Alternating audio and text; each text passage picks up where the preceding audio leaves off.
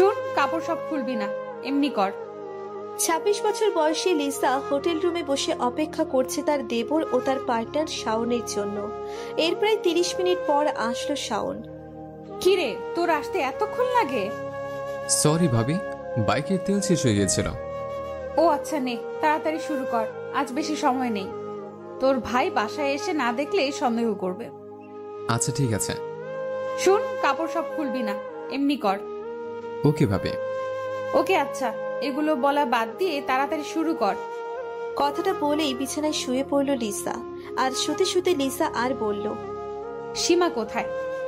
বাইরে বসে আছে। অতঃপর লিসা এবং শাওন তাদের কাজ শুরু করলো। চলে গেল পাপের দুনিয়ায় নিজেদের দেহের চাহিদা মেটাতে। প্রায় ১৫ মিনিট পর, ওই তোর হয়েছে? ভাবি। আচ্ছা সর, ওটা আমার উপর থেকে। আর একটু থাকো না প্লিজ। তোকে সুখ দিতে গিয়ে আমি আমার সংসার ভাঙতে পারবো না, সর। একটা ধাক্কা দিয়ে সরিয়ে দিল শাওনকে লিসা। তারপর নিজের কাপড় ঠিক করতে করতে লিসা বলল, আমি গেলাম। আর শোন, বারবার কল করবি না বলে দিলাম। তোর ভাইয়া মাঝে মাঝে ফোন হাতে নেয়, যদি ধরা পড়ি তাহলে আমাকে আর পাবি না। না না ঠিক আছে ভাবি, আমি তোমাকে হারাতে পারবো না। এই বলে লিসা নিচের বোরখা পরে রুম থেকে বেরিয়ে সীমাকে ডেকে নিয়ে হোটেল ত্যাগ করে। লিসা বাইরে এসে একটা সিএনজি ধরে বাসার দিকে রওনা হয় সীমাকে সাথে নিয়ে। আসলে সীমা হলো লিসার বাসার কাজের মেয়ে, যাকে লিসা নিজের বোনের মতো দেখে আর বিশ্বাসও করে। তাই ওকে সাথে নিয়ে নিজের ইচ্ছে মতো পরপুরুষের সাথে নিজের চাহিদা মেটায় লিসা। এই সীমার আরো একটা চরিত্র আছে, যেটা এই গল্পে পরে আপনারা জানতে পারবেন। এদিকে শাওন এখনো হোটেল রুমেই বসে আছে, যেখানে এতক্ষণ নিজের চাহিদা মেটালো দুজনে। শাওন বসে বসে ভাবছে, লিসা ভাবির কিসের অভাব? টাকা, সম্পত্তি, স্বামীর ভালোবাসা? ওর তো ৩ বছরের একটা মেয়েও আছে। আর আমার তো মনে হয় না সাদিক ভাইয়া ওর কোনো চাওয়াই অপূর্ণ রেখেছে। তাহলে কেন? এসব ভাবতে ভাবতে ঘড়ির দিকে শাওন তাকিয়ে দেখে ৩:৪৬ মিনিট। ওরে বাবারে বলে উঠে দাঁড়ায় শাওন। আজ প্রাইভেট মিস হবে বলে মনে হয়। হোটেল থেকে বেরিয়ে এসে বাইক নিয়ে চলে যায় শাওন। এদিকে প্রায় ১৫ মিনিট পর বাসার সামনে চলে আসে লিসা। তারপর সিএনজি ভাড়া দিয়ে লিসা সীমাকে বলল, কি রে সীমা, তোর ভাইয়া আবার আসে নাই তো? মনে হয় আসে নাই ভাবি, আসলে তো বাইরে গাড়ি থাকতো। আচ্ছা তাড়াতাড়ি চল। অতঃপর লিসা বাসায় এসে গোসল করে ফ্রেশ হয়ে সোফায় বসে টিভি দেখছে। এমন সময় শিপনের ফোন।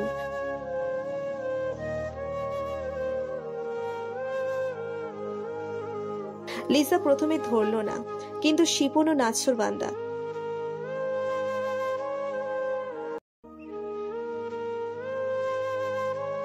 ফোন দিয়েই যাচ্ছে। অতঃপর কলটা রিসিভ করলো লিসা। কি বলবি তাড়াতাড়ি বল। কলটা ধরতে এত দেরি হলো কেন ভাবি, জানতে পারি? আমি কি তোর বউ যে তোকে সব বলতে হবে? আজ এরা পেঁচাল বাদ দিয়ে কেন কল করেছিস সেটা বল। কাল একটু দেখা করতে পারবে? না, কাল হবে না। কেন? আমার সমস্যা আছে। আর মনে রাখিস, আমি কোনো পতিতা না যে তুই ডাকলি আর আমি চলে আসব। আমার সংসার আছে, সো কিছু মেনটেন করে চলতে হয় আমার। তো কবে দেখা করবে? দেখি। কলটা কেটে দিল লিসা। তারপর সীমাকে ১ কাপ চা দিয়ে যেতে বলে আবারও টিভি দেখায় মনোযোগ দিল লিসা। তারপর স্বামীরকে কোলে নিয়ে, ও স্বামীরা হচ্ছে লিসার মেয়ে, সিরিয়াল দেখছে। লিসার পছন্দের সিরিয়াল বলে কথা। এই নিন ভাবি চা। তোর কাজ শেষ? ভাবি। আচ্ছা তো বস, এখানে টিভি দেখি। ভাবি। বলেই ফ্লোরে বসে পড়ল সীমা। আরে সোফায় বস না, এখন কি তোর ভাইয়া আছে? তারপর সোফায় বসতে বসতে সীমা বলল, কেমনে আপনি একসাথে দুজনকে সালাম দেন ভাবি? বলেই একটা শ্বাস ছাড়ল সীমা। তারপর লিসা একটা হাসি দিয়ে বলল, 2 জন কোথায় রে? 3 জন। তোর ভাইয়া আছে না? বলেই একটা আবারও দীর্ঘশ্বাস ছাড়ল সীমা। সীমা তখন মনে মনে ভাবছে, আমি একটাকেই সামাল দিতে পারি না, আর উনি 3টা। বিকাল 5টা। গাড়ির হর্ন শুনে তাড়াতাড়ি করে সোফা থেকে উঠে পড়ে সীমা। সীমার কাণ্ড দেখে মুচকি একটা হাসি দিল লিসা আর বলল, এত ভয় করছিস তোর ভাইয়াকে? ভাবি, অনেক। তাহলে আমাকে যে এসবে সাহায্য করিস যদি জানতে পারে? সীমা চুপচাপ। কি ব্যাপার লিজা, কি করছো? আমার মামুনি সামিরা কেমন আছো? বলেই ধপ করে সোফায় বসে পড়ল সাদিক। অনেক ক্লান্ত সে। এই তো টিভি দেখছি। আজ কি খুব বেশি ক্লান্ত? আর তোর অফিস তো 4টা বাজে শেষ হয়, তাহলে মাঝে মাঝে 5টা, 5:30, এমনকি কোনোদিন 6টাও বাজে বাসায় আসো কেন? অনেক কাজ থাকে তাই। আচ্ছা যাও, উপরে যাও, গিয়ে ফ্রেশ হয়ে নাও, আর বাহানা দিতে হবে না। তারপর লিসা নাস্তা রেডি করছে, আর এদিকে ওকে বলেই ওপরের দিকে হাঁটা দিল সাদিক। যা সীমা, তোর ভাইয়াকে নাস্তা দে। ওকে ভাবি, যাচ্ছি। এদিকে সাদিক উপরে গিয়ে ফ্রেশ হয়ে নিল, তারপর নাস্তার টেবিলে আসলো। কি রে সীমা, নাস্তা রেডি? ভাইয়া বসুন, দিচ্ছি। তারপর নাস্তা সেরে সাদিক নিচে লিসার কাছে চলে আসে। নাস্তা করছো? করলাম। আচ্ছা, সন্ধ্যা তো হয়ে এলো, বাজারে যাবা না? না, আজ যাব না। যা আছে তাই দিয়ে সীমাকে চালিয়ে নিতে বলো। এভাবেই দুজনে গল্প করতে করতে অনেকটা সময় কেটে গেল। এখন রাত 10টা। লিসা ওয়াশরুম থেকে ফ্রেশ হয়ে এসে নাইট ড্রেস পরছে আর সাদিককে দেখছে। সাদিক বসে ল্যাপটপে নিজের কাজ করছে। তারপর লিসা সাদিককে পেছন থেকে জড়িয়ে ধরে বলল, আর কত অফিসের কাজ করবা? ঘরে যে বউ আছে সেটা ভুলে গেছো? সাদিক নিজের কাজ রেখে লিসাকে হ্যাচকা একটা টান দিয়ে বিছানায় চেপে ধরলো আর বলল, না, ভুলি নাই। বলেই লিসার ঠোঁটে নিজের ঠোঁট ডুবিয়ে দিল। লিসাও নিজের স্বামীর সোহাগ চোখ বন্ধ করে উপভোগ করছে। এভাবে প্রায় 10 মিনিট চলতে থাকলো। তারপর হঠাৎ টেবিলে রাখা লিসার ফোনের মেসেজ টোনটা বাজতেই দুজনের চোখ সেদিকে গেল। তখন সাদিক কিছু বুঝে ওঠার আগেই লিসা ওকে আরো শক্ত করে জড়িয়ে ধরে, আবার ওর ঠোঁট ডুবিয়ে দেয় সাদিকের ঠোঁটে। সাদিকও সেদিকে খেয়াল না করে নিজের স্ত্রীর ভালোবাসায় ডুবে গেল। এভাবেই চলতে থাকে স্বামী স্ত্রীর পবিত্র ভালোবাসা। তারপর হঠাৎ গভীর রাতে ঘুম ভাঙে লিসার ঘুম ভাঙার পর লিসা সাদিকের দিকে তাকিয়ে দেখে সাদিক ঘুমাচ্ছে। লিসা উঠে ফোনটা নিয়ে দেখে শাওনের মেসেজ।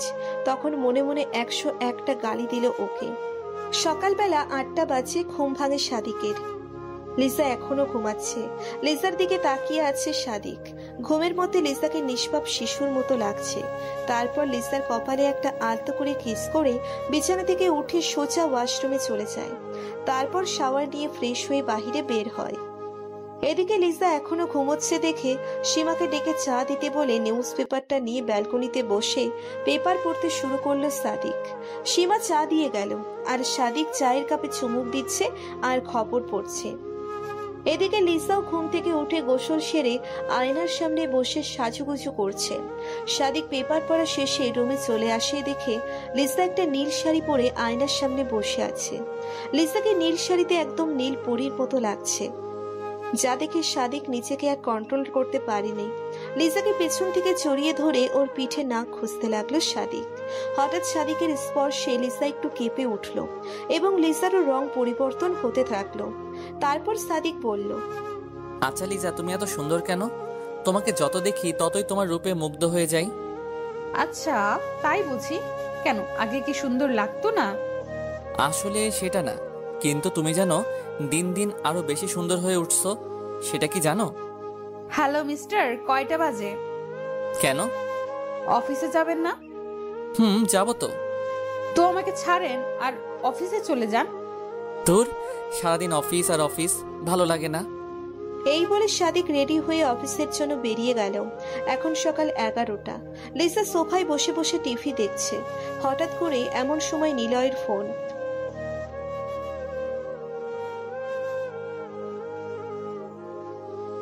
লিসার ভার্সিটির ফ্রেন্ড নিলয়। লিসা তো ফোনটা হাতে নিয়ে অবাক, নিলয় আমাকে ফোন করেছে। তারপর তাড়াহুড়ো করে রিসিভ করলো লিসা। হ্যালো, কেমন আছো নিলয়? ভালো, তুমি? আমি ভালো কিনা সেটা তো জানোই। এসব এখন ভেবে আর লাভ কি? আচ্ছা বাদ দাও না ওসব। তুমি তো বিয়ে করেছো, তাই না? এসব এখন ভেবে আর লাভ কি? একটা ছেলে সন্তানও আছে, 6 মাস বয়স। আরে বাহ, তাহলে তো সুখেই আছো। আচ্ছা রাখছি, এখন অফিসে আছি। আচ্ছা, ভালো থেকো। টুট করে কলটা কেটে গেল। তার 7 দিন পর লিসা প্রতিদিনের মতো সোফায় বসে বসে টিভি দেখছে, কিন্তু লিসার যেন কিছুই ভালো লাগছে না। সেজন্য লিসা সীমাকে ডাক দিল। একটু গল্প করার জন্য, কিন্তু সীমা বলল সে ব্যস্ত। আর এদিকে লিসা বোরিং হয়ে বসে আছে। তাই মনে মনে ভাবলো একটু শপিং করলে কেমন হয়। শপিং করলে হয়তো মনটা ভালো হয়ে যাবে। যেই ভাবা সেই কাজ। দেরি হয়ে বেরিয়ে পড়লো শপিং করতে। যাবার আগে সীমাকে বলে গেল যে সাদিক আসলে যেন তাড়াতাড়ি নাস্তা রেডি করে ওকে খেতে দেয়। তারপর টানা 3 ঘন্টা ঘোরাঘুরি করে শপিং করার পর মার্কেট থেকে বের হয় লিসা। লিসা বের হয়ে দেখে শিপন সামনে দাঁড়িয়ে আছে। এজন্য লিসা শিপনকে পাশ কাটিয়ে যেতে চাইল, কিন্তু তারপরেও শিপন লিসাকে দেখে ফেলল। কি খবর ভাবি, শপিং করলে? হুম। ভাবি তোমাকে আজ খুব সুন্দর লাগছে। একথা শুনে লিসা লজ্জায় চুপচাপ মাথা নিচু করে দাঁড়িয়ে আছে। আচ্ছা ভাবি চলো না, পাশে একটা হোটেল আছে। আজ পারবো না শিপন, তোর ভাইয়া বাসায় এসে পড়েছে মনে হয়। আরে ভাবি কিছু হবে না, চলো প্লিজ। না শিপন, আজ আমি পারবো না। বলেই চলে যেতে লাগলো লিসা। তখনই শিপন বলে উঠল, কি বললে? পারবে না? তাহলে কি ভিডিও? লিসা থেমে গেল। শিপনও গ্রিন সিগন্যাল পেয়ে লিসাকে নিয়ে হোটেলে চলে গেল। এদিকে সাদিক বাসায় এসে বসে আছে, কিন্তু লিসার কোনো খবর নেই। কয়েকবার ফোন করলেও রিসিভ হয়নি, তাই একটু টেনশন হচ্ছে। সীমাকে বারবার প্রশ্ন করলেও সে বলে শপিং এ গেছে। আসলে সীমা এটা জানে যে লিসার দেরি হওয়ার কারণ কি, তাই সীমা টেনশন না করতে বলেই নিজের কাজ করছে। তারপর সন্ধ্যার কিছুক্ষণ পর বাসায় ফিরল লিসা। দাঁড়াও লিজা, কোথায় ছিলে এতক্ষণ? এই তো শপিং এ গিয়েছিলাম। কি 5 ঘন্টা লাগে তোমার শপিং করতে? লিসা চুপচাপ কোনো কথা না বলে উপরে চলে যাচ্ছে। সাদিকও লিসার পিছনে পিছনে উপরে গেল। লিসা রুমে গিয়ে ফ্রেশ হয়ে রুমে ঢুকতেই সাদিক আবারও প্রশ্ন করলো, কি হলো লিজা, আমার প্রশ্নের উত্তর দিচ্ছ না কেন? কি উত্তর দিব? কি উত্তর দিবা মানে? তুমি এতক্ষণ কি এমন কাজ করলে যে তোমার এত দেরি হলো বাসায় ফিরতে? সাদিক চিল্লাবা না, সামিরা পাশের রুমে পড়ছে। এমন সময় হঠাৎ লিসার ফোন বেজে উঠল। লিসা ফোনটা নেওয়ার আগেই সাদিক ফোনটা নিয়ে রিসিভ করে কোনো কথা না বলে কানে ধরেই অবাক হয়ে যায়, কারণ ওপাশ থেকে শাওন বলছে, কি ব্যাপার ভাবি, আজ নাকি তুমি শিপনকে টাইম দিয়েছো? তো আমাকে কি ভুলে গেছো? ওপাশে সাদিক চুপ। লিসা ফোনটা নেওয়ার কোনো চেষ্টাও করলো না, শুধু নিচের দিকে মাথা করে দাঁড়িয়ে আছে, কারণ সে সাদিকের মুখ দেখে বুঝে গেছে যে কলটা কে করছে। তারপর শাওন আবারও বলল, কি ব্যাপার ভাবি, কথা বলছো না কেন? ভাইয়া কি পাশে আছে? সাদিক এখনো চুপ করে সব শুনছে আর রেগে ফুলে উঠছে। আর লিসা মাথা নিচু করে দাঁড়িয়ে আছে ঠিকই, কিন্তু মুখে কোনো অনুশোচনা বা ভয়ের ছিটেফোঁটাও নেই লিসার মনে। ওপাশ থেকে আবারও বলে উঠল, ও বুঝছি, আচ্ছা রাতে মেসেজ দিও, এখন রাখি। বলেই লাইনটা কেটে দিল শাওন। এসব কি লিজা, কতদিন থেকে চলছে এসব? সাদিকের প্রশ্নের জবাবে লিসা একদম সোজা জবাব দিল, তোমার আর সীমার সম্পর্ক যতদিন থেকে চলছে, আমারটাও ততদিন থেকে চলছে। সাদিক লিসার এমন কথা শুনে রীতিমতো অবাক। কি সীমা আর আমার সম্পর্কে লিজা সব জানে? কি অবাক হচ্ছ তো? অবাক হওয়ার কিছু নেই, কারণ সীমা আমার কথাতেই এসব করছে। এসব কিছুই আমার প্ল্যান, কিন্তু আমি এসব কেন করেছি জানতে চাও? হঠাৎ লিসার এমন কথা শুনে সাদিক পুরো থ হয়ে গেল। কি বলছে এসব লিসা? আর লিসার কথাতেই এসব করছে সীমা, কিন্তু কেন? সাদিক তখন নিশ্চুপ হয়ে বিছানায় বসে পড়ল আর বসে বসে ভাবছে, আমি জানতাম একজন স্ত্রী তার সবকিছুর ভাগ অন্য কাউকে দিতে পারলেও, কিন্তু তার স্বামীর ভাগ সে কখনো কাউকে দিতে চায় না, এমনকি দেয়ও না। কিন্তু লিসা নিচে থেকে সীমাকে আমার কাছে পাঠিয়েছে। সাদিক এসব কিছুতেই যেন বুঝতে পারছে না লিসা এসব করলো কেন। তারপর কিছুক্ষণের জন্য সাদিক ভুলেই গেছে যে একটু আগে সে তার বউ লিসার পরক্রিয়া সম্পর্কে জানতে পারলো, কারণ সাদিকের মাথায় শুধু একটাই প্রশ্ন ঘুরছে, লিসা আসলে কেন সীমাকে আমার কাছে পাঠালো। তখন সাদিকের মনে পড়তে থাকে সীমার সাথে কাটানো প্রথম সেই দিনের কথা, যেদিন সীমা নিজেই এসেছিল সাদিকের কাছে। আজ সাদিক কিছুটা বুঝতে পারছে সীমা কেন সেদিন নিজে থেকে সাদিকের সাথে ওসব করতে চেয়েছে। প্রিয় বন্ধুরা, চলুন শর্টকাট সে ঘটনা জেনে নেওয়া যাক। সেদিন যখন সাদিক আর লিসার বিয়ের 3 বছর চলছিল, তখনও সামিরার জন্ম হয়নি। লিসা একটু কাজের জন্য বাইরে যায়। বাসায় শুধু সাদিক আর সীমা ছিল। সাদিক রুমে বসে কাজ করছিল আর সীমা বারবার রুমে আসা যাওয়া করছিল, কিন্তু সাদিকের সেদিকে কোনো মনোযোগ ছিল না। সে তার মতো কাজ করছিল। তার কিছুক্ষণ পর সীমা সাদিকের সামনে এসে বসে এমনি এমনি কিছু প্রশ্ন করতে লাগলো। এই যেমন, কি করছেন, কেন করছেন, এখন আপনার মুড কেমন, এই সব। আর সাদিকের দিকে তাকিয়ে মিটমিটিয়ে হাসছিল। ওর হাসির মধ্যে একটা চাহনি ছিল, যেটা সাদিক কেন যেন কোনো পুরুষই বুঝতে পারত। সাদিকও বুঝতে পারে, কিন্তু সে কোনো রিয়াক্ট করে নাই, কারণ ওর এসবের মধ্যে কোনো ইন্টারেস্ট ছিল না। এভাবে অনেকক্ষণ চলতে থাকে, কিন্তু সীমা এমন কিছু কাজ করছিল যা দেখে কোনো পুরুষই আর ঠিক থাকতে পারল না। সাদিক তাহলে কিভাবে পারবে? সেও পারল না। সারাদিনও সীমার ইশারায়, তবে এক শর্তে, ও যেন কাউকে কিছু না বলে। সেই থেকে প্রায়ই তারা লিসাকে লুকিয়ে দেখা করত, কিন্তু ওসব যে লিসার প্ল্যান ছিল তা ভুলেও সাদিক বুঝতে পারেনি। কি হলো সাদিক, বসে আছো কেন? লিসার কথাই বাস্তবে ফিরল সাদিক। হ্যাঁ বলো। আমি বলবো নাকি তুমি বলবে?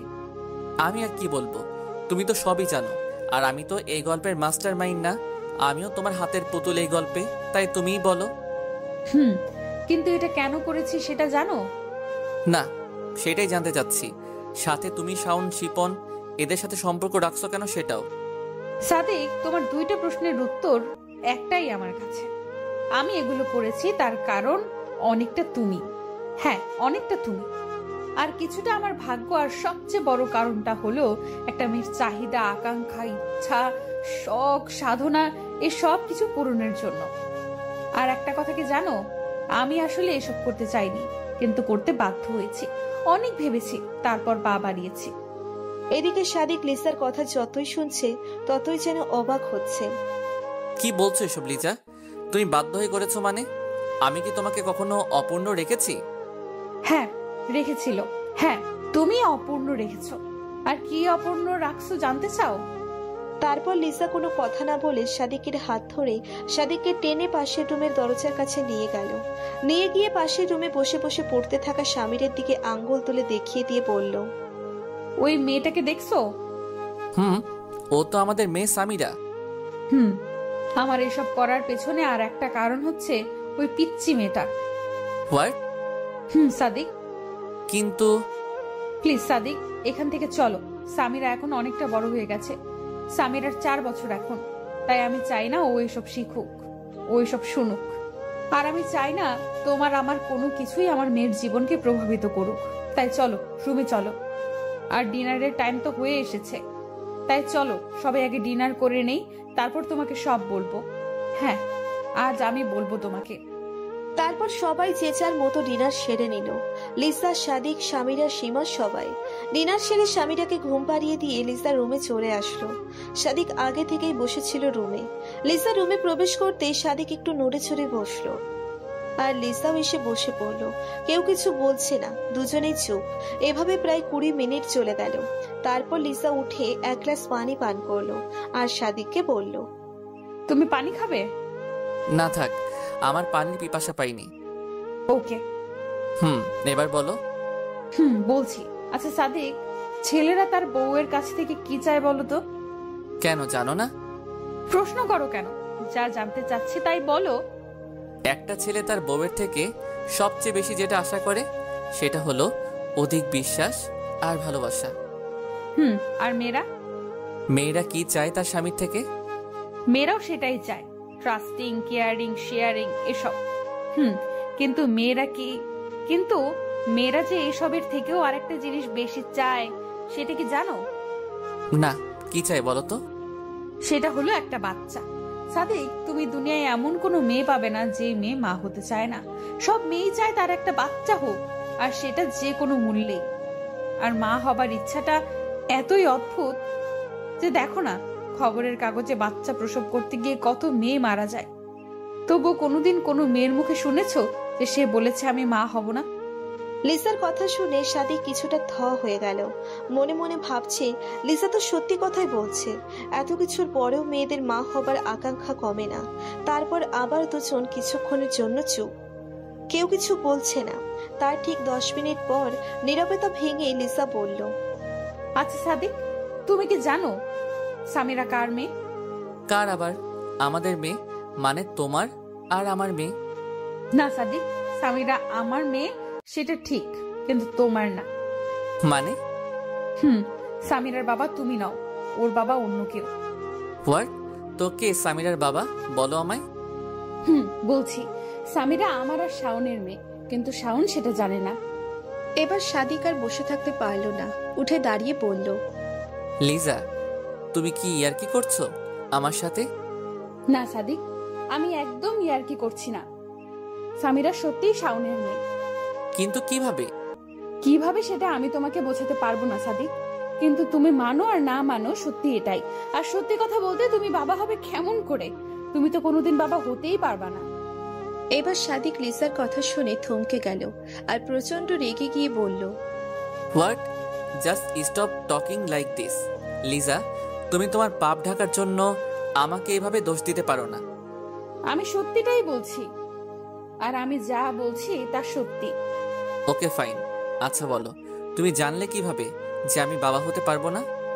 কিভাবে জানলাম? কিভাবে জানলে আমি বাবা হতে পারবো না? তাহলে শোনো, আমাদের বিয়ের 2 বছর পার হয়ে গেলেও যখন আমার গর্ভে সন্তান আসলো না, তখন আমি তোমাকে বলেছিলাম কথাটা, কিন্তু তুমি বলেছিলে ধৈর্য ধরতে। আমি ধৈর্য ধরলাম, এভাবে আরো 6 মাস চলে যায়, কিন্তু কোনো সাড়া পাচ্ছিলাম না আমি। তাই আমি বাধ্য হয়ে অনেকবার বেবি স্টিক দিয়ে টেস্টও করিয়েছি, কিন্তু আমি বারবার হতাশ হই।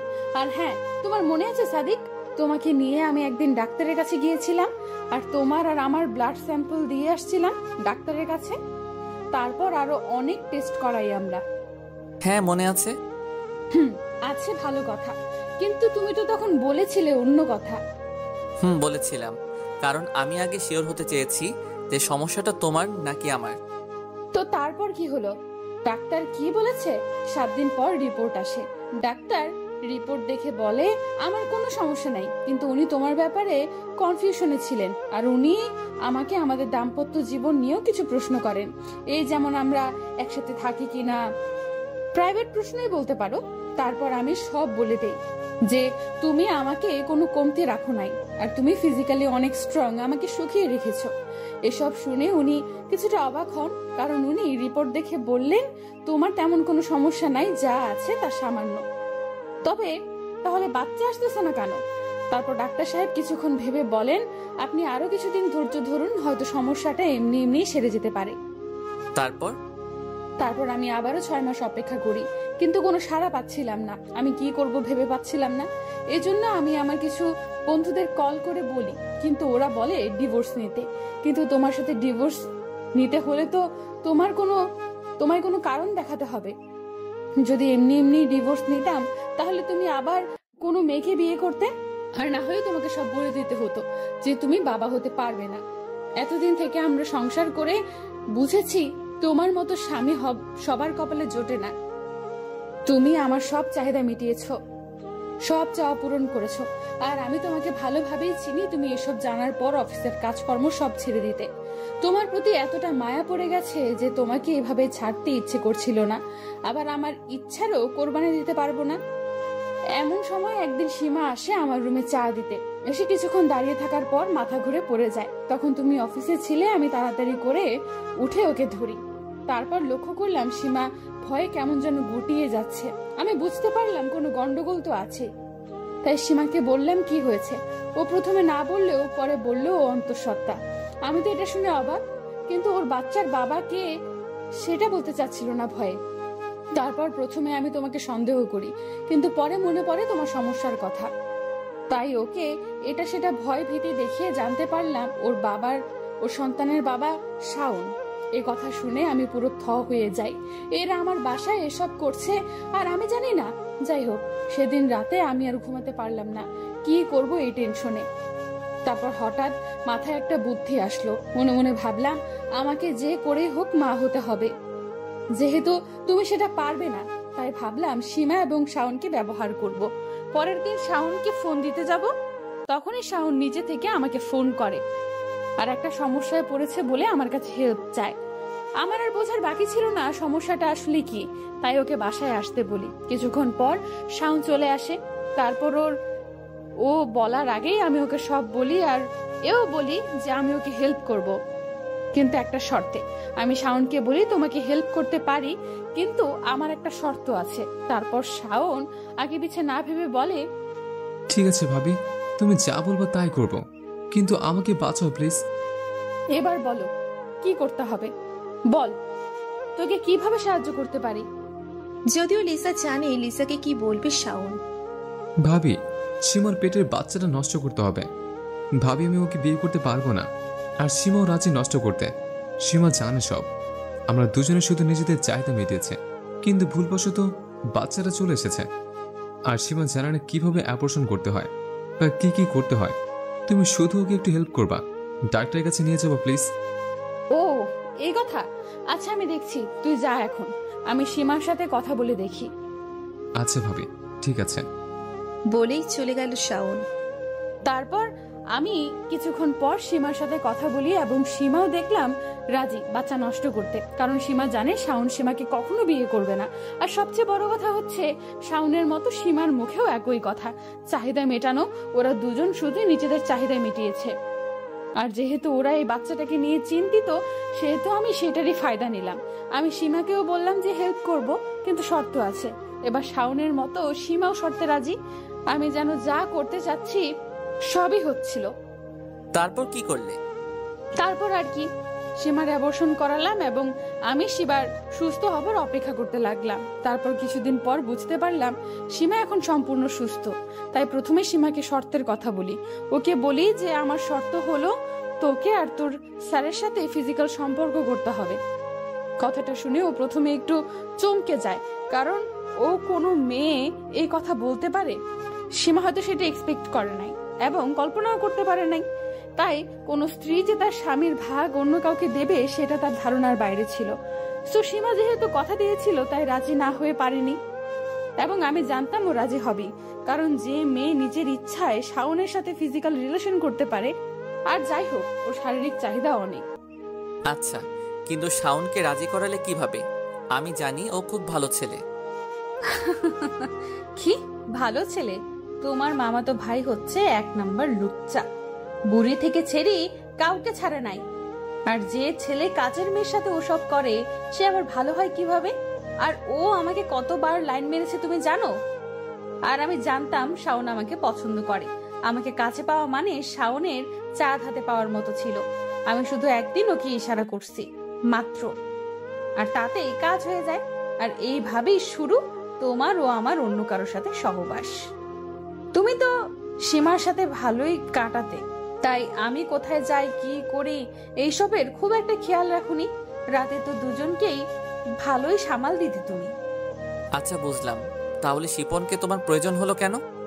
শিপনকে আমার কোনো প্রয়োজন হয়নি, বরং আমি ওর প্রয়োজন হয়ে যাই। মানে? বললাম না, তোমার কাজিন শাওন 1 নাম্বারের লুচ্চা, ওর জন্যই আমার শিপনকেও খুশি করতে হয়। আমি ঠিক বুঝলাম না লিজা। বুঝো নাই? তাহলে শোনো বলছি। আমার প্ল্যান ছিল আমি যখন বুঝতে পারবো যে আমি অন্তঃসত্ত্বা, তখন আমি শাওনের সাথে সব রকম যোগাযোগ বন্ধ করে দিব এবং সীমাকেও বলবো চলে যেতে আমার বাড়ি থেকে। আমার প্ল্যান বাচ্চা পেটে আসলে সব শেষ। আর সব কিছু আমার প্ল্যান মতোই চলতে থাকলো। কিন্তু একদিন আমি সকালে বসে চা খাচ্ছিলাম, হঠাৎ তখন আমার বমি বমি ভাব হয়। আমি তাড়াতাড়ি করে ওয়াশরুমে চলে যাই, কিন্তু বমি হয় না। তারপর ওয়াশরুম থেকে আসতে মাথা ঘুরে পড়ে যাই, আর তারপর দুপুরে হুঁশ ফিরে। আমার হুঁশ ফেরার পর সীমার কাছে জানতে পারি আমি নাকি ফ্লোরে পড়েছিলাম। ও এসে তুলে আমাকে, তারপর আমার সব মনে পড়ে। আর আমি তাড়াতাড়ি করে বাথরুমে গিয়ে বেবি স্টিক দিয়ে টেস্ট করি, দেখলাম পজিটিভ। সেদিন আমি অনেক খুশি হয়েছিলাম, কারণ অনেক কষ্টের পর আমি দেখা পেলাম সেই দিনের, যে দিনের জন্য আমি এতটা অপেক্ষা করেছি। তারপর সেদিন রাতে আমি তোমাকে কথাটা বলি, আর তুমিও অনেক খুশি হও। কিন্তু তুমি এটা জানতে না এটা তোমার সন্তান নয় যে আমার পেটে বড় হচ্ছে।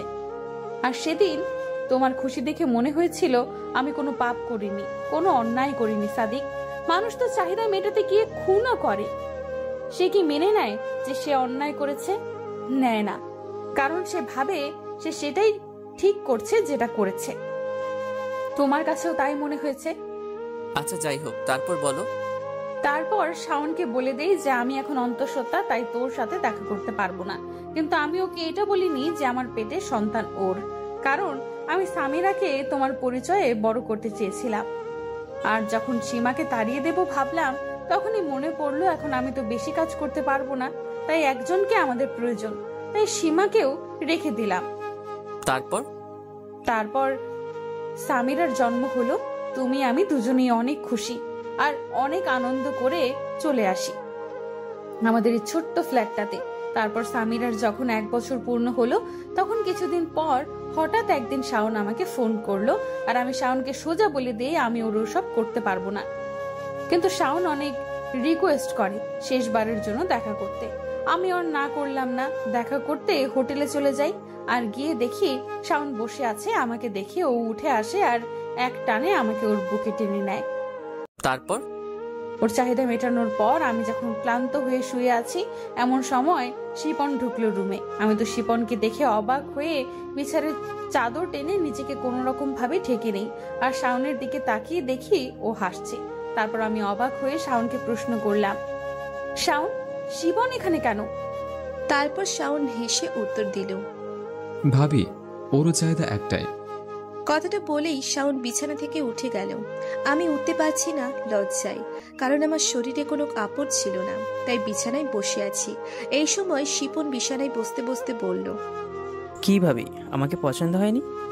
তারপর আমি শিপনকে অনুরোধ করলাম যেন আমাকে ছেড়ে দেয়, কিন্তু শিপন কোনো কথা না বলে ওয়াশরুমে চলে যায়, আর আমি এই ফাঁকে কাপড় পরে নিই। শিপন ওয়াশরুম থেকে ফিরে এসে দেখে আমি কাপড় পরছি। তারপর আমার কাপড় পরা দেখে শিপন বলল, ভাবি, আর কি ইচ্ছা নাই করার? তারপর লিজা তাদের অনুরোধের সুরে বলল, কেন এমন করছিস তোরা আমার সাথে? তারপর শিপন বলল, ভাবি, তুমি ভাইয়াকে ঠকিয়ে শাওনকে খুশি করতে পারো, আর আমি কি দোষ করেছি শুনি?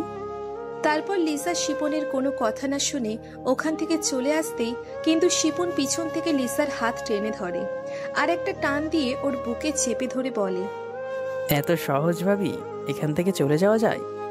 তারপর লিসা বলল, সরি শিপন, আমি তোমার সাথে এসব করতে পারবো না। তাই নাকি? তাহলে এটা কি করব? একটা ভিডিও দেখিয়ে আমি ভিডিওটা দেখার সাথে সাথে আমার পায়ের নিচ থেকে মাটি সরে যায়, কারণ ভিডিওটা ছিল আমার আর শাওনের। এমন মুহূর্তে আমি কি বলবো কিছু বুঝতে পারছিলাম না। আমি জানতাম শাওন বাজে ছেলে, কিন্তু এতটা বাজে সেটা বুঝিনি। লিসা কাঁদছে আর বলছে, আচ্ছা তারপর কি হলো? মাথা নিচু করে সাদিক আবারও প্রশ্ন করলো, তারপর আর কি, আমি বনে গেলাম ওদের হাতের পুতুল। তারপর থেকে ওরা যখন যেভাবে ডাকতো আমাকে যেতে হতো। বিশ্বাস করো সাদিক, আমি নিজের ইচ্ছা পূরণের করতে গিয়ে কখন যে ওদের চাহিদা হয়ে গেছি বুঝতেও পারিনি। আমি অনেকবার ওদের কাছে মাফ চেয়েছি, কিন্তু ওরা এতটুকু মায়া করেনি আমাকে। আমি ওদের সাথে 7 দিন দেখা না করলেই ওরা ভিডিও ইন্টারনেটে ছেড়ে দেওয়ার ভয় দেখায়। সাদিক এই মুহূর্তে কি বলবে ঠিক বুঝতে পারছে না। এমন সময় টেবিলে রাখা ঘড়িতে চোখ পড়ল সাদিকের। সাদিক ঘড়ির দিকে তাকিয়ে দেখে রাত 11টা বেজে গেছে, তাই লিসাকে সে বলল, অনেক রাত হয়েছে লিজা, ঘুমিয়ে পড়ো। লিসা সাদিকের কথা শুনে পুতুলের মতো বসে আছে, আর কোনো কথা বলছে না। তারপর সাদিক আবারও বলল, কি হলো, ঘুমাবে না? বলেই উঠে জানালার পর্দাটা ঢেকে দিতে গেল, আর পর্দাটা টেনে দিয়ে এসে শুয়ে পড়ল সাদিক। তারপর সাদিক শুয়ে শুয়ে ভাবছে, কি আমি বাবা হবার ক্ষমতা রাখি না? আমি বাবা হতে অক্ষম? সামিরা আমার মেয়ে না? না না, আমি এটা মানি না, কোনো দিনও মানব না। সামিরা আমারই মেয়ে, আর আমি সামিরার বাবা। আমি সামিরাকে ছাড়া থাকতে পারবো না। আর কি বিশ্বাস আছে যে লিজা সব সত্যি বলছে? এটাও তো হতে পারে লিজা তার পাপ ঢাকার জন্য আমার দোষ দিচ্ছে। না, লিজাকে আর বিশ্বাস করা যাবে না। এসব ভাবতে ভাবতে রাত গভীর হয়ে গেল, কিন্তু সাদিকের ঘুম আসছে না। তারপর হঠাৎ সাদিক বুঝতে পারল কেউ ওর পায়ের কাছে বসে আছে, পা ধরে আছে। সাদিক তাকিয়ে দেখে এটা আর কেউ না, লিসা। লিজা, আমার পা ছাড়ো। সাদিক, তুমি আমাকে মাফ করতে পারবে না? লিজা, রাত অনেক হয়েছে, এখন ওঠো আর ঘুমিয়ে পড়ো। আগামীকাল কথা হবে, এখন আমার পা ছাড়ো। না সাদিক, তুমি না বলা পর্যন্ত আমি তোমার পা ছাড়বো না। লিজা প্লিজ, পাগলামি করো না। না, আমি পাগলামো করছি না। সাদিক প্লিজ, আমার জন্য না হলেও সামিরার জন্য হলেও তুমি আমাকে ক্ষমা করে দাও। লিজা ঘুমাও এখন, আর আমি সবকিছুই ছেড়ে দেব। অন্য কোথাও চলে যাব, আমি অনেক দূরে। নেবে না আমায় সাদিক তোমার সাথে? লিজা, এখন এসব বলার সময় নয়, ঘুমিয়ে পড়ো। বলেই পা ছাড়িয়ে নিয়ে ঘুমিয়ে পড়ল সাদিক। সকাল ঠিক 8টা বাজে ঘুম ভাঙে সাদিকের। সাদিক বিছানা থেকে উঠে দেখে লিজা সোফায় ঘুমাচ্ছে। ঘুমের মধ্যে অনেক সুন্দর লাগছে লিজাকে, একদম নিষ্পাপ শিশুর মতো। তারপর টাওয়েলটা নিয়ে সাদিক ওয়াশরুমে চলে গেল। সাদিক শাওয়ার নিয়ে বেরিয়ে দেখে লিজাও ঘুম থেকে উঠে পড়েছে।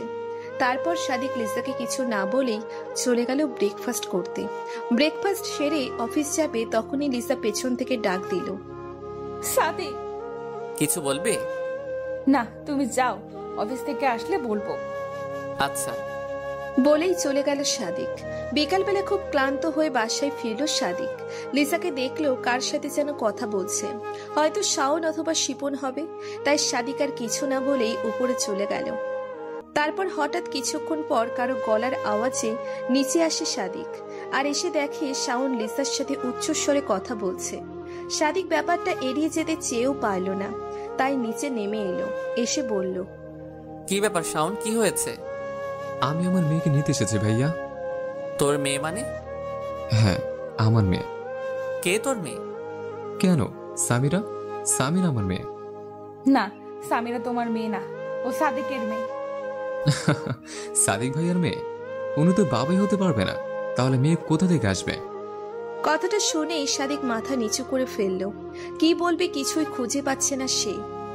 আই, কে বলেছে তোকে সাদিক বাবা হতে পারবে না? কেন? সীমা সীমা বলছে আমাকে। হঠাৎ শাওনের উত্তর শুনে সাদিক আর লিসা দুজনেই অবাক, কারণ এই বিষয়টা শুধু সাদিক আর লিসাই জানে। তাহলে সীমা কি করে জানলো? এটা কি করে সম্ভব? তখন দুজনেই নীরব হয়ে গেল শাওনের কথায়। তার কিছুক্ষণ পর লিসা বলল, কি কি বলেছে তোকে সীমা?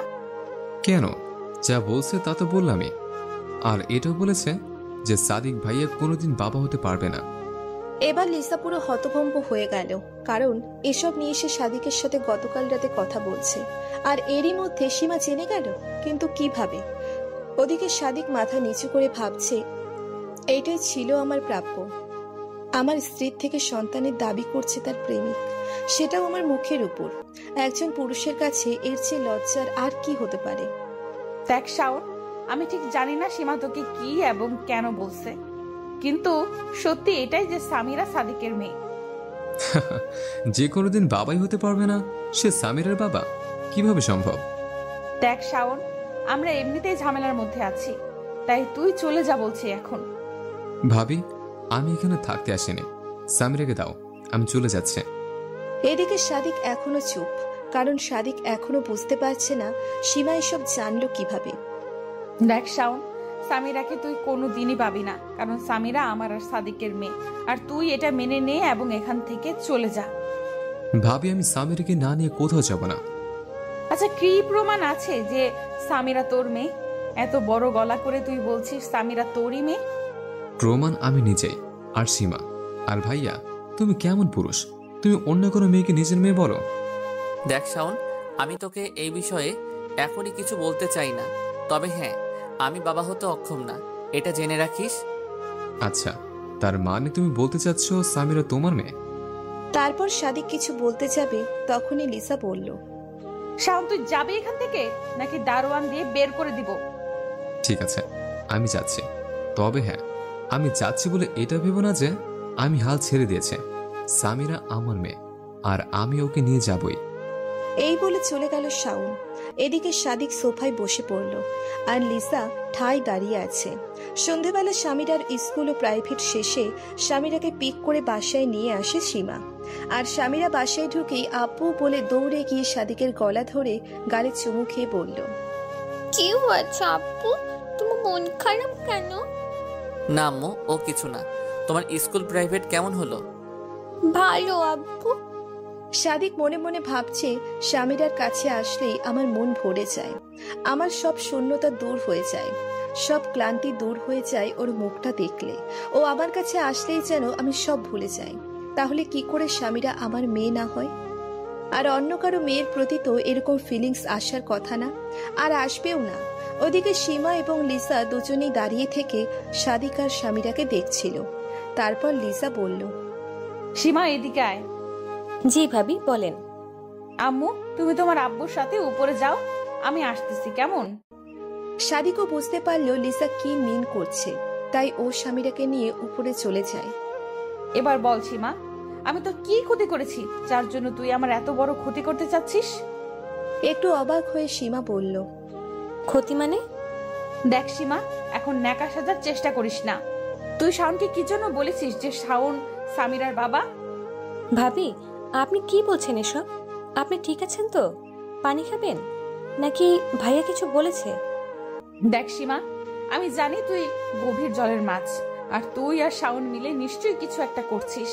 সেটা এতদিনে না বুঝলেও আজ আমি হাড়ে হাড়ে টের পাচ্ছি। কিন্তু আমাকে শুধু এটা বল, তুই সব করছিস কেন? কেন আমার সংসারটা ভাঙতে চাচ্ছিস? আর হ্যাঁ, আমি জানি আসল দোষটা আমার, আমি দোষী। আমি শাওনের কাছে গিয়েছিলাম নিজের চাহিদা মেটানোর জন্য, কিন্তু সেটার সাথে সামিরার সম্পর্ক কি? আর এসব আমি সাদিকের সাথে প্রায় সব কিছু ঠিক করে নিয়েছিলাম। আমি জানতাম সাদিক আর যাই করুক না কেন আমাদের কখনো ছেড়ে যাবে না, এই বিশ্বাসটা আমার ছিল। কারণ সাদিক সামিরা আর আমাকে অনেক ভালোবাসে, আর সাদিক কোনো কারণেও সামিরাকে হারাতে চায় না। প্লিজ সীমা। এখন প্লিজ বলে লাভ নাই শাওন, তোমাকে তোমার কাজ করতেই হবে। আর আমি যেটা বললাম সেটা আগামীকাল করবে। এখন রাখছি। সব বলবো শাওন বলেই কলটা কেটে দিল সীমা। পরের দিন সকালবেলা সাদিক প্রতিদিনের মতো অফিস চলে গেল। এদিকে সীমার কথা মতো শাওন লিসার বাসায় হাজির। শাওনকে দেখে লিসা রেগে গিয়ে বলল, কেন এসেছিস শাওন তুই? ভাবি তুমি ভালো করেই জানো আমি কেন এসেছে। হ্যাঁ আমি জানি, কিন্তু এটা জানি না তুই হঠাৎ করে এসব করছিস কেন। আমি তো তোকে বলছি সামিরা তোর মেয়ে না। দেখো ভাবি, আমি এসব শোনার জন্য আসিনি। সামিরা আমার মেয়ে, আর তুমি নিজের ইচ্ছা যদি না দাও তাহলে আমি পুলিশে কমপ্লেন করব, আর প্রয়োজন হলে ডিএনএ টেস্ট করাবো। কি বললি তুই শাওন? তুই পুলিশের ভয় দেখাচ্ছিস, টেস্টের ভয় দেখাচ্ছিস? কারণ তোমরা আমার মেয়েকে আটকিয়ে রাখছো। ঠিক আছে, তুই যা ইচ্ছা কর, দেখবো পুলিশ কি করতে পারে, কি করে আমার থেকে সামিরাকে নিয়ে যায়। ভাবি তাহলে তুমি সামিরাকে দিবা না? না, দেব না। ঠিক আছে বলেই ডাকি মুঠ নিয়ে চলে গেল শাওন।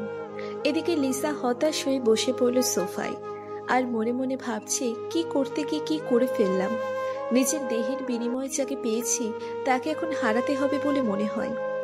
কারণ লিসা খুব ভালো করেই জানে যে সামিরা সাদিকের নয়, সামিরা শাওনের মেয়ে। বিকালবেলা সাদিক ক্লান্ত হয়ে বাসায় ফেরে। সাদিককে ক্লান্ত দেখে সীমা বলল, ভাইয়া ফ্রেশ হয়ে আসেন, আমি নাস্তা রেডি করছি। সাদিক সীমার দিকে সন্দেহের নজরে তাকালো, কিন্তু কোনো প্রমাণ না থাকায় কিছু বলতে পারল না। রাত 10টা। প্রতিদিনের মতো যে যার মতো ডিনার সেরে ঘুমিয়ে পড়ল। সীমা ডিনার করে ঘুমানোর আগে শাওনকে ফোন করলো।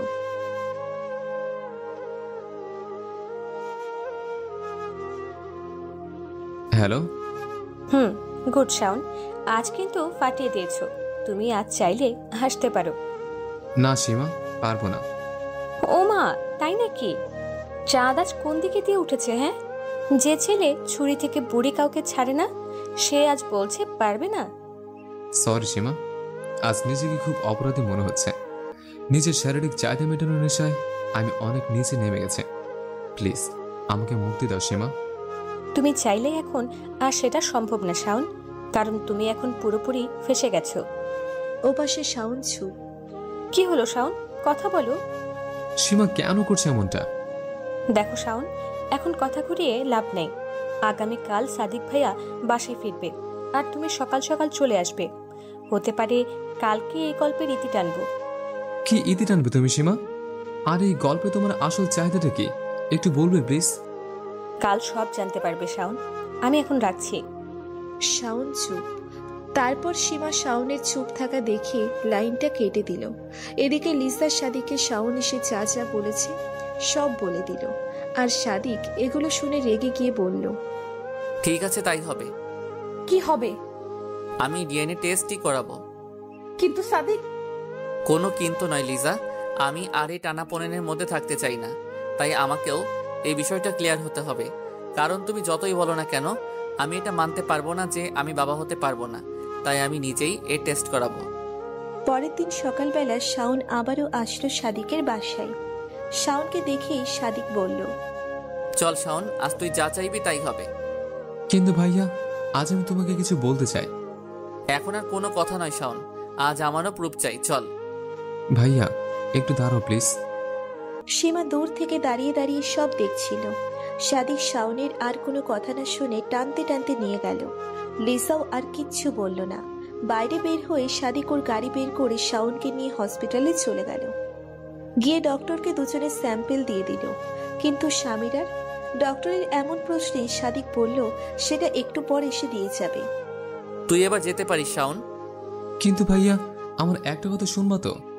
তোর কোনো কথা শোনার ইচ্ছা নাই আমার, এখন যা, রিপোর্ট আসলে আমি তোকে খবর দিব।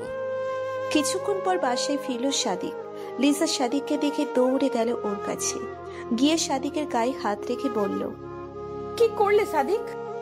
সাদিক লিসার হাতটা ঝটকা দিয়ে সরিয়ে দিয়ে কোনো কথা না বলে উপরে চলে গেল। বিকালবেলা সাদিক স্বামীর স্যাম্পেলও দিয়ে আসলো ডক্টরের কাছে। আর তার কিছুদিন পর রাতে ব্যালকনিতে দাঁড়িয়ে আছে সাদিক। এমন সময় ওর ফোনটা বেঁচে উঠল।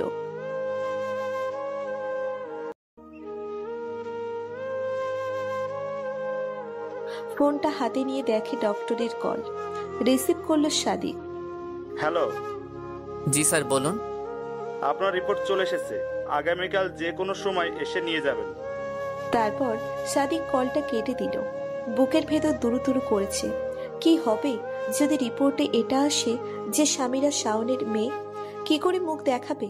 তারপর সাদিক নিজেকে শক্ত করে নিয়ে বলল, যা হবার হবে, কিন্তু এই যন্ত্রণার হাত থেকে তো মুক্তি পাবো। এদিকে শাওনও কিছুটা চিন্তায়। মনে মনে ভাবছে সীমার পাল্লায় পড়ে খুব বড় ভুল করে ফেলেছে। এসব ভাবতেই শাওনের মোবাইলটা বেঁচে উঠল।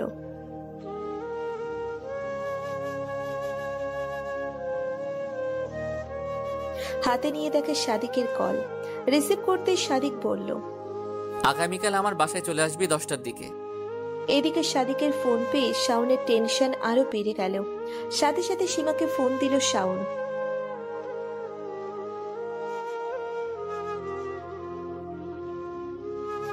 হ্যালো সীমা। বলো।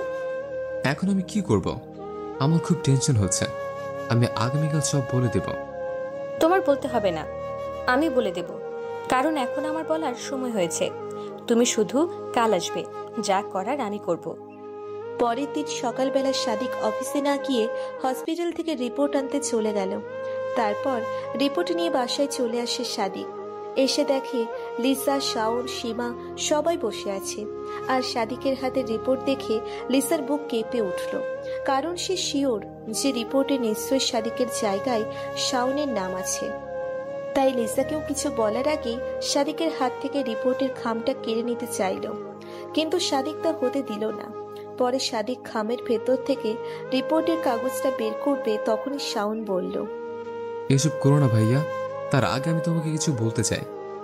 না, আজ যা বলার এই কাগজ বলবে। প্লিজ ভাইয়া, আমার কথাটা তো শোনো।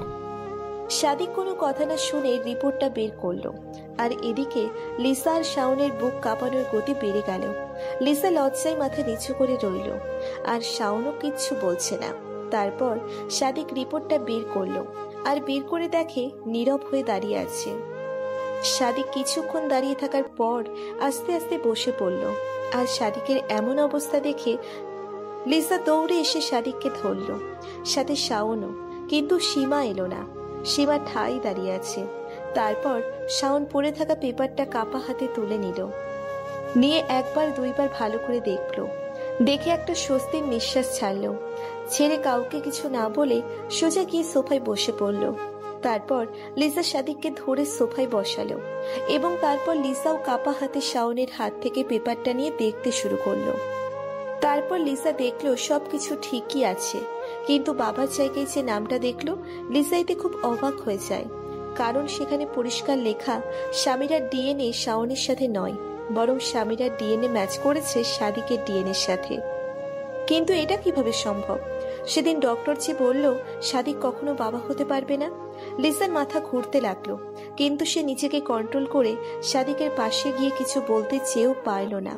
আবার ফিরে এলো, তারপর শাওনকে প্রশ্ন করলো, বল শাওন, সামিরা কার মেয়ে? এখন বল। ভাবি, আমি আসলে অনেক বড় ভুল করে ফেলেছি, আমাকে মাফ করে দাও। বিশ্বাস করো, সীমা আমাকে যেভাবে বলেছে আমি শুধু সেভাবেই করেছি। এসব সীমার প্ল্যান ছিল শুরু থেকেই। তারপর লিসা সীমাকে বলল, বল সীমা, এসব তুই কেন করেছিস? সীমা চুপ। চুপ করে আছিস কেন সীমা? আমি মানছি এখানে সব দোষ আমারও ছিল, তাহলে তুই সাদিকের মতো নিষ্পাপ কাউকে কষ্ট দিলি কেন? কি সাদিক নিষ্পাপ? লিজা, তুমি কতটা চেনো ওকে? কতটা জানো তুমি সাদিককে যে নিষ্পাপ বলছো? হঠাৎ করে সীমার এমন কথা শুনে সাদিক অবাক হয়ে মাথা তুলে সীমার দিকে তাকালো, আর সাথে শাওন এবং লিসাও। চুপ, একদম চুপ। নিজের দোষ ঢাকার জন্য এখন সাদিককে দোষ দিচ্ছিস? কি আমি আমার দোষ ঢাকছি? কেন দোষ ঢাকবো আমি? আমি কি দোষ করেছি যে ঢাকবো? আচ্ছা মানলাম তোর কোনো দোষ নেই, তাহলে তুই এটা বল, তুই কার কাছে শুনেছিস যে সামিরা শাওনের মেয়ে আর সাদিক বাবা হতে পারবে না? কারো কাছে না। তাহলে শাওনকে বললি কেন? কারণ আমি চেয়েছি সাদিককে বোঝাতে যে কারো সন্তান কেড়ে নিলে কেমন লাগে। মানে ওকে প্রশ্ন করো, শেফালি কে? সাদিক তো এবার পুরোই থ হয়ে গেল। মনে মনে ভাবছে সীমা শেফালিকে কিভাবে চেনে এবং জানে। শেফালি কে সাদিক? সাদিক চুপচাপ। ও কি বলবে? আচ্ছা আমি তোমাদের বলছি। লিজা, তুমি কি মনে করো তুমি সাদিকের প্রথম পক্ষ? না লিজা, না, তুমি দ্বিতীয় পক্ষ। সাদিক আগেও বিবাহিত ছিল, আর সবচেয়ে বড় কথা হচ্ছে সাদিক আগে ঢাকায় থাকতো না।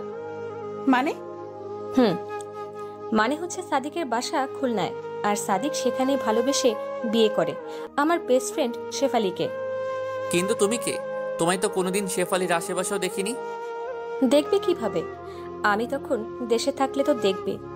আমি ইন্টার পাশ করে কানাডা চলে যাই পড়াশোনা করতে, আর তারপর একদিন মায়ের সাথে কথা বলতে বলতে শেফালির কথা উঠে আসে। তখন আমি মায়ের কাছে শুনি শেফালির বিয়ে হয়েছে, আর সেটাও অনেক আগে। আর আমি যখন ওর সাথে কথা বলার জন্য নম্বর চাই, তখন মা হু হু করে কেঁদে দেয়। তখন আমিও বুঝতে পারি শেফালির সাথে খারাপ কিছুই হয়েছে। তাই আমি সাথে সাথে দেশে চলে আসি এবং এসে মায়ের কাছে এই সাদিকের কথা শুনি। মা আমাকে বলেছে সাদিক ভালোবেসে বিয়ে করেছিল শেফালিকে, আর যখন ওদের বিয়ের 2 বছর, তখন শেফালি বুঝতে পারে সে প্রেগনেন্ট। আর সেটা ওকে বলার পর এই কুত্তা আসল রূপ দেখাতে শুরু করে। মেয়েটা সকাল দুপুর রাত কোনো সময় বাকি রাখেনি যে এই কুত্তা ওকে মারেনি। আর এই কুত্তা বলতো শেফালির বাচ্চাটা নাকি জারদ সন্তান ছিল, এই নাকি ওর বাচ্চার বাবা ছিল না। তাই বাচ্চাটা নষ্ট করতে বলতো ওকে, কারণ এ বলেছিল এ নাকি শেফালিকে বিয়ে করেছে শুধু শারীরিক চাহিদা মেটানোর জন্য। শেফালিকে নাকি কখনো স্ত্রীর মর্যাদা দিতে পারবে না। কিন্তু শেফালি ওর বাচ্চা নষ্ট করতে চাইছিল না। শেফালি এর থেকে মুক্তি চেয়েছিল, আর চাইছিল ওর বাচ্চাকে পৃথিবীর আলো দেখাতে। ও শুধু মুক্তি চেয়েছিল ওর কাছে, স্বামীর অধিকারও নয়, শুধু মুক্তি। কিন্তু এই কুত্তা ওকে মুক্তিও দেয়নি, সব সময় রুমে বন্ধ করে রাখতো আর মারতো। এভাবে কিছুদিন যাবার পর নাকি শেফালি মারা যায়, আর এই জারজের বাচ্চা ঢাকা চলে আসে। আমি মায়ের মুখে এসব শুনে সারাদিন কেঁদেছি, কিন্তু পরে ভাবলাম আমি কেন কাঁদছি? কাঁদবে তো এই কুত্তার বাচ্চা। তাই খুলনা থেকে সব প্ল্যান করি, তারপর ঢাকা চলে আসি। এসে শুনি এ আবার বিয়ে করছে, তাই অনেক কষ্টে তোমাদের বাসা খুঁজে পাই। তারপর তোমাদের বাসায় চাকরানির কাজটা নেই, আর তারপর শুরু করি আমার কাজ। তোমাকে শাওনের সাথে মিথ্যা নাটক করে লাগিয়ে দেই, কারণ আমার প্ল্যান ছিল ফাঁকা বাসায় এই জারজটাকে খুন করব। কিন্তু পরে ভাবি ওকে খুন করে কি হবে? খুন করলে যদি এর মতো মানুষরূপী জানোয়ারগুলো ভালো হতো, তাহলে একে রাস্তার উপর কুপিয়ে খুন করতাম, কিন্তু সেটা তো আর হবে না। তাই একে এভাবে শাস্তি দিতে চেয়েছিলাম। আর শাওনের সাথে আমার কোনো সম্পর্ক ছিল না, সব ছিল আমার প্ল্যানের অংশ মাত্র। কিন্তু আমি কেন প্রেগনেন্ট হলাম না? আর ওই ডাক্তার যে বলল? তুমি প্রেগনেন্ট হওনি, কারণ আমি তোমাকে নিয়মিত পিল দিতাম চায়ের সাথে। আর ওই ডাক্তারও আমার দুলাভাই ছিল। দুলাভাই আমার কথাতেই তোমাকে এসব বলেছিল। তাহলে শাওনকে কিভাবে হাতে নিলে? শাওনের মতো মেয়েখিকুদের হাতে নিতে সময় লাগে নাকি? আর লিজা, তুমি হয়তো জানো না, শাওন তোমার লোভে এসব করতে রাজি হয়ে যায়। যদিও শাওন আগে পুরোটা জানতো না। শাওন অবাক হয়ে বসে আছে, কোনো কথা বলল না। এমন সময় সাদিকের বাসার সামনে একটা গাড়ির হর্ন শুনতে পায় সবাই, আর তখনই সীমা বলে ওঠে, আমার চলে যাবার সময় হয়েছে, আমি আসি। আর হ্যাঁ সাদিক, পারলে আমায় ক্ষমা করে দিও আর নিজেকে শুধরে নিও। শাওন, তুমিও। আসি আমি। বলেই চলে গেল সীমা। সীমার পিছনে পিছনে শাওনও চলে গেল, আর সাদিক লিসা বসে আছে। সাদিক মনে মনে ভাবছে, এই চাহিদা ইচ্ছে জিনিসটা আসলেই বড় অদ্ভুত। সৎ ইচ্ছে বা চাহিদা হলে আপনি হবেন সাকসেস, আর যদি অসৎ ইচ্ছা হয় তাহলে আপনাকে এমন জায়গায় নিয়ে গিয়ে দাঁড় করাবে যা আপনি কখনো কল্পনাও করতে পারবেন না। আর এই গল্পে সবাই একটু হলেও দোষী। এখানে সাদিক লিসাকে বা লিসা সাদিককে কেউ কারো দিকে আঙ্গুল তুলে বলতে পারবে না তুমি দোষী। সব চরিত্রেরই একটা না একটা চাহিদা ছিল। তবে লিসা নিজেকে ভেবেছে যে সে এই গল্পের রচয়িতা, কিন্তু লিসাকেও অবাক করে দিয়ে সীমা প্রমাণ করেছে যে মানুষ যেটা ভাবে সেটা সবসময় ঠিক হয় না। সীমার এ কেমন প্রতিশোধ, যেখানে ও নিজেকে এভাবে বিলিয়ে দিল? আর লিজার এই কেমন মা হওয়ার তীব্র ইচ্ছা, যেখানে পর পুরুষের সঙ্গে অবৈধ সম্পর্ক চালিয়ে গেল বছরের পর বছর। গল্পটা তো সবাই শুনলেন, এইবার নিজেদের অপিনিয়ন দিবেন। নতুন নতুন গল্প শুনতে আমাদের চ্যানেলটি সাবস্ক্রাইব করে বেল বাটনে ক্লিক করুন।